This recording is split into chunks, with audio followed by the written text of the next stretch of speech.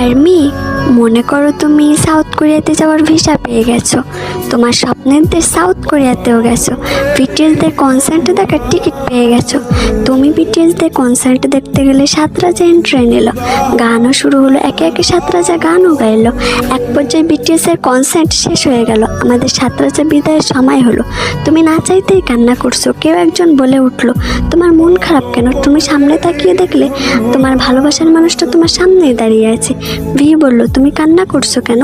আমি বললাম, আজকে আমার জীবনের সব ইচ্ছা পূরণ হয়েছে, শুধু একটা ইচ্ছা বাদে। ভি বলল, কি ইচ্ছা আমাকে বলো, আমি পূরণ করার চেষ্টা করব। আমি বললাম, আপনি পারবেন না। ভি বলল, বলে তো দেখো। আমি বললাম, আপনাকে নিজের করে পাওয়ার ইচ্ছা কিম সাহেব। ভি বলল, আমি তো তোমাকে অনেক আগেই বলেছি আমাকে একজন আইডল হিসেবে ভালোবাসা। আমি বললাম, পারিনি কিম সাহেব, আপনাকে নিজের করে ভালোবেসে ফেলেছি। ভি বলল, ভুলে যাও আমাকে পাওয়ার স্বপ্ন। আমি বললাম, এই জীবনে সম্ভব না। ভি বলল, তুমি পরে কষ্ট পাবে, কারণ আমি তোমাকে শুধুমাত্র একজন আর্মি হিসেবে ভালোবাসি। আমি বললাম, হন না আপনি অন্য কারোর, তাতে কি যায় আসে, আমি আপনাকে দূর থেকেই ভালোবাসবো। ভি কান্নার চোখে তাকিয়ে আছে। তুমি ওখান থেকে চলে আসলে। আচ্ছা আমি মনে করি এখানে তুমি আছো, এখন তোমার মনের পরিস্থিতিটা কেমন হবে?